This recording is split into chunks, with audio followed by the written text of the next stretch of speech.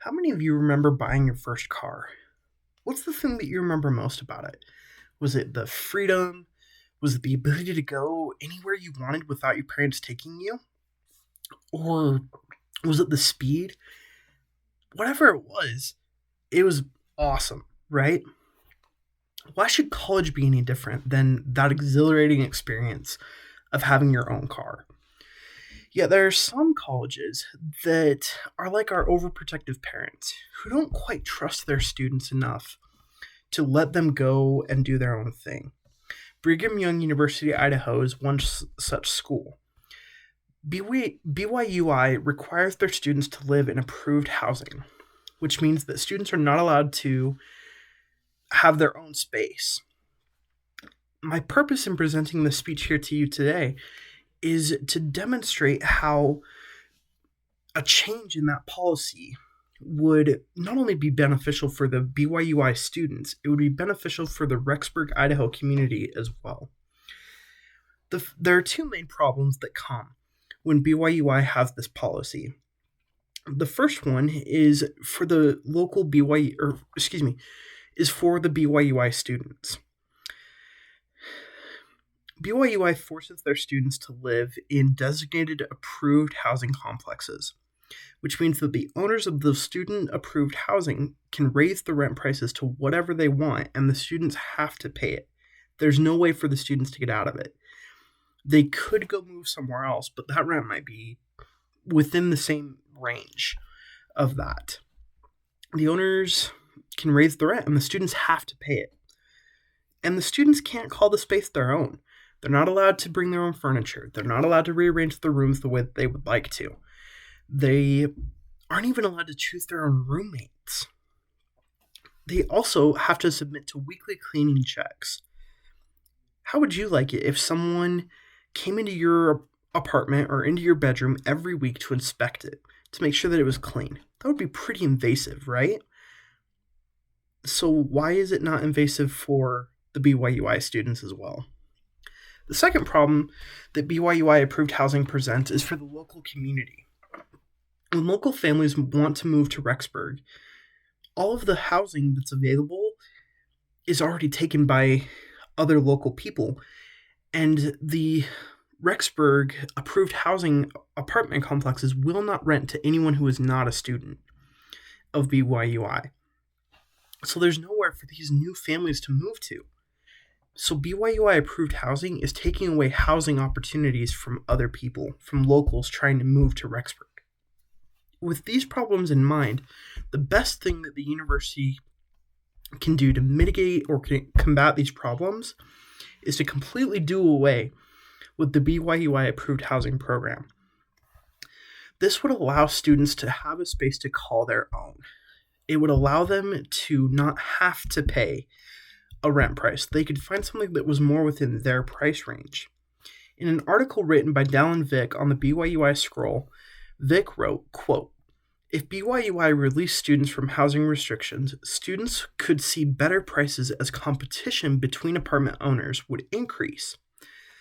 Currently, competition is open to only the select complexes that BYU-I approves," end quote. Further evidence comes from another article that was written by Davesville, which is entitled, "What are the advantages for living off campus?" The article says, quote, "Living off campus is cheaper than living in the on-campus dorms. Many college students are on a budget and need to be selective as to where they spend their money. If funds are tight, there are a number of options to live off campus in apartments that fit your budget," end quote. So those are two reasons right there why BYU-I should do away with approved housing.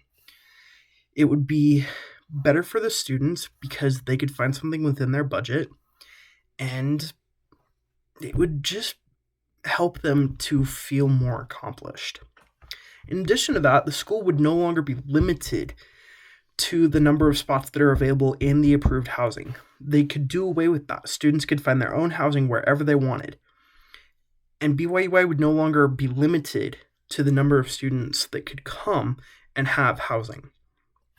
In that same article written by Davesville, it says, quote, "Living on your own instills a sense of responsibility and maturity, keeping up on your studies, maintaining a job, paying bills on time, and upkeep on your household are excellent skills to have in adulthood and will be of tremendous value as you transition from school to a new career. End quote. That instills responsibility into people when they're allowed to have a space to call their own. And finally, people in the community would be able to find a place without being in competition to the students. The counter argument for why BYU-I should continue to have approved housing is pretty straightforward and fairly simple. In a Deseret News article announcing the Brigham Young University in Provo housing policy change, BYU Student Life Vice President Julie Franklin said, quote, "Research repeatedly shows that students who live on campus with their fellow students have a better and more successful college experience," end quote. In addition to that, statistically, in addition to that, supposedly BYU-I approved housing rent costs are within the average cost for what a typical college student would be making. And they don't have to bring their own furniture, all of the amenities are provided, and that just seems like a good deal. But again, as we just read from the Davisville article, having one's own apartment helps you become more mature and provides a sense of responsibility and a form of education that people would not otherwise receive if they continue to live in BYU-I approved housing and are forced to live there. Now that we know what the solution is, let's see what it looks like and could result in.